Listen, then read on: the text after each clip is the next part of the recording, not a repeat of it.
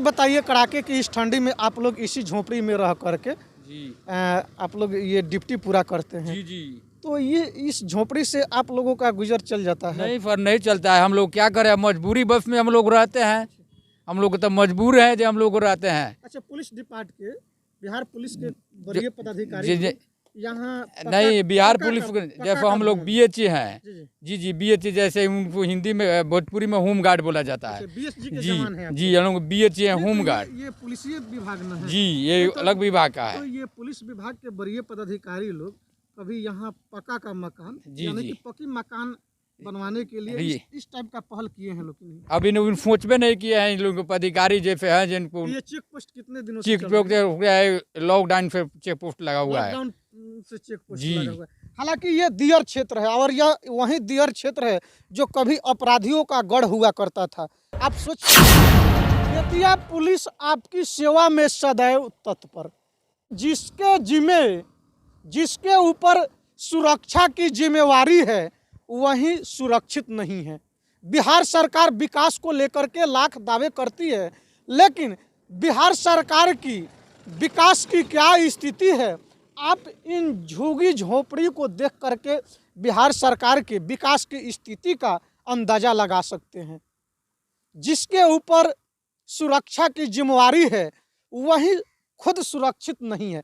जी हाँ, ये इस चेक पोस्ट पर ड्यूटी करने वाले बिहार पुलिस के कर्मियों के रहने का यह झोपड़ी है।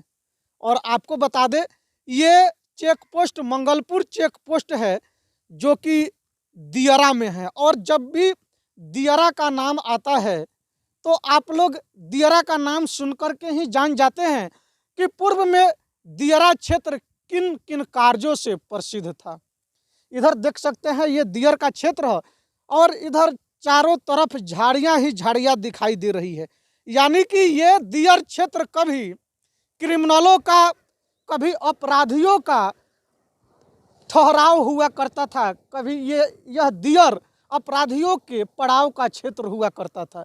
लेकिन इस दियर क्षेत्र में बिहार पुलिस के कर्मियों के द्वारा कड़ाके की इस ठंड में ऐसी झोपड़ी में रह करके अपने जीवन को व्यतीत करना और आम नागरिकों को सुरक्षा देना कितना कठिन होगा, इसकी कहानी हम बिहार पुलिस के जवानों की जबानी ही सुनाएंगे।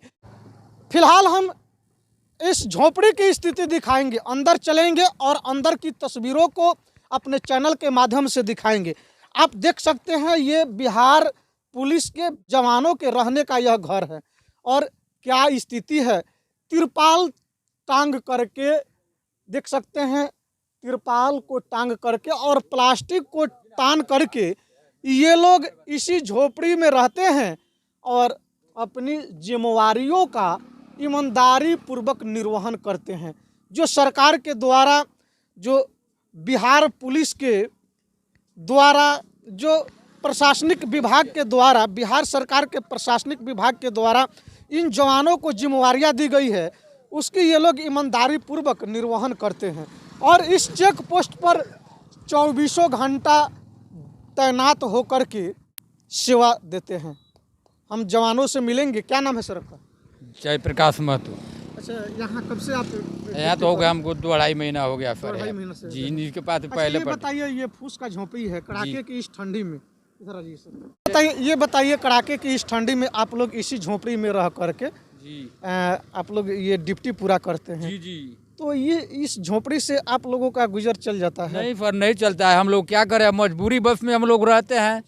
हम लोग तो मजबूर हैं जो हम लोग रहते हैं। अच्छा, पुलिस डिपार्ट के, बिहार पुलिस के वरीय पदाधिकारी जी यहाँ नहीं, बिहार पुलिस पक्का जैसे हम लोग बीएचए हैं। जी जी। जी जी बीएचए, जैसे उनको हिंदी में भोजपुरी में होम गार्ड बोला जाता है। बीएसजी के जी जवान हैं आप? जी हम लोग बीएचए हैं, होम गार्ड। ये पुलिसीय विभाग में है। जी ये अलग विभाग का तो है। ये पुलिस विभाग के वरीय पदाधिकारी लोग कभी यहाँ पक्का का मकान, जी, यानी जी। कि पक्की मकान बनवाने के लिए इस टाइप का पहल किए हैं लोग कि नहीं? अभी लोग सोचबे नहीं किए हैं। इन लोगों को अधिकारी जैसे हैं जिनको ये चेक पोस्ट कितने दिनों से चेक चल रहा है? हो गया है, लॉकडाउन से चेक पोस्ट लगा हुआ है। लॉकडाउन से चेक पोस्ट जी। लगा हुआ है। हालांकि ये दियर क्षेत्र है और यह वही दियर क्षेत्र है जो कभी अपराधियों का गढ़ हुआ करता था।